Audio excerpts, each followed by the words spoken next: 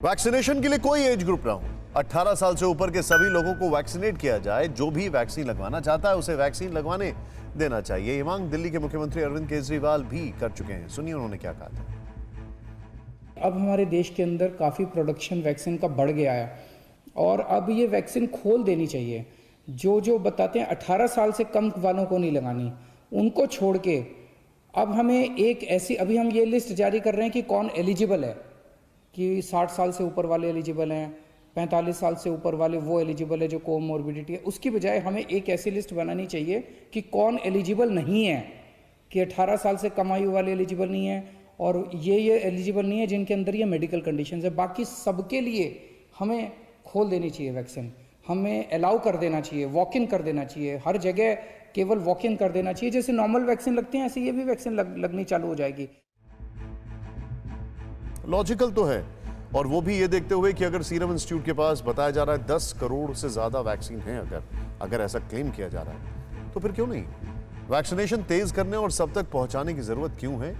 वो इस बात से समझ सकते हैं कि कोरोना वायरस तेजी से रूप बदल रहा है, उसके नए रूप पहले से ताकतवर दिखाई पड़ रहे हैं। ऐसे में एहतियात के साथ साथ वैक्सीन की डोज इस डेंजर को यकीनन कम कर सकती है। कम से कम इसका लीथलपन जो है, मतलब जो खतरनाक इसका रूप है, वो तो काट ही सकती है।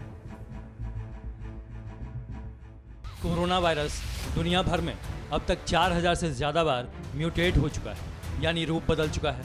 और भारत में भी इसके नए रूप, मतलब नए नए स्ट्रेन चिंता का सबब बने हुए हैं। यूके, साउथ अफ्रीका और ब्राज़ील स्ट्रेन से संक्रमित होने वालों की संख्या बढ़कर 400 हो गई है। स्वास्थ्य मंत्रालय के आंकड़ों के मुताबिक 4 मार्च को ये संख्या 242 थी, जिसमें 2 हफ्ते के भीतर 158 की बढ़ोतरी हो गई। लेकिन क्या देश में अचानक कोरोना के केस बढ़ने के पीछे की वजह नए स्ट्रेन है? इस पर अभी पुख्ता तौर पर कुछ नहीं कहा जा सकता। फिर भी इन स्ट्रेन के बारे में एक बात पुख्ता तौर पर कही जा सकती है, और वो ये है कि चाहे यूके स्ट्रेन हो या साउथ अफ्रीका का या फिर ब्राज़ील का स्ट्रेन, ये तीनों बहुत तेज़ी से फैलते हैं, ज़्यादा लोगों को चपेट में लेते हैं। इनमें सबसे ज़्यादा खतरनाक फिलहाल साउथ अफ्रीकी वेरिएंट को माना जा रहा है, जिसके मरीज भारत में मिल रहे हैं और ताज़ा मामला दिल्ली में सामने आया। संक्रमित को LNJP हॉस्पिटल में भर्ती कराया गया है। इंदिरा गांधी इंटरनेशनल एयरपोर्ट पर आया तो उसको आरटीपीसीआर पॉजिटिव आया था, क्योंकि वो साउथ अफ्रीका से ट्रेवल का हिस्ट्री था, तो सस्पेक्ट था कि साउथ अफ्रीका स्ट्रेन के लिए हमें उसको आइसोलेशन में रखना पड़ा। और अभी उसको आज 10th डे है, पेशेंट बिल्कुल ठीक है, एसिम्टोमेटिक है, कोई ऑक्सीजन की कमी नहीं है, बुखार नहीं है और कोई भी सिम्टम्स नहीं है। पर जब हमने उसका जेनेटिक सीक्वेंसिंग कराया तो वो साउथ अफ्रीका स्ट्रेन साबित हुआ। साउथ अफ्रीका के स्ट्रेन को ज़्यादा खतरनाक इसलिए माना जा रहा है क्योंकि अलग अलग वैक्सीन का इस पर कोई ख़ास असर नहीं हो रहा है। वायरस का रूप बदलना यानी म्यूटेट होना कोई नई बात नहीं है।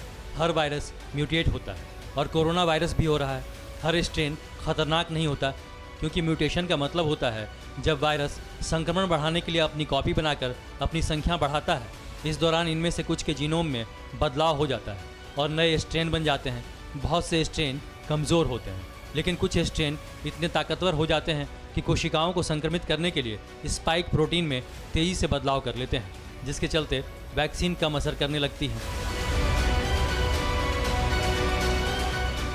ये कहा जा रहा है कि जो कोवैक्सीन और कोविशील्ड है, ये इस स्ट्रेन के लिए, 2 म्यूटेशंस के लिए भी कारगर वैक्सीन है, पर इसकी कोई भी ऐसी रिपोर्ट ना कि कोई भी मापदंड या कोई भी किसी तरीके की जो रिसर्च है वो अभी मार्केट में पब्लिश नहीं की गई।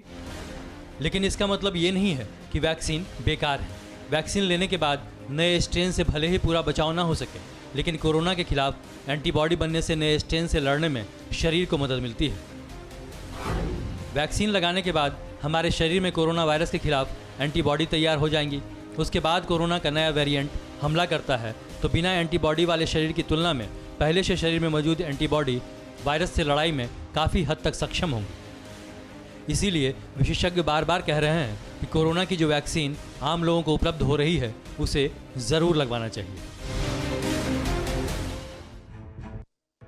न्यूज़ टॉप 9 रोज सुबह 7 बजे और शाम 7 बजे सिर्फ TV9 भारतवर्ष पर।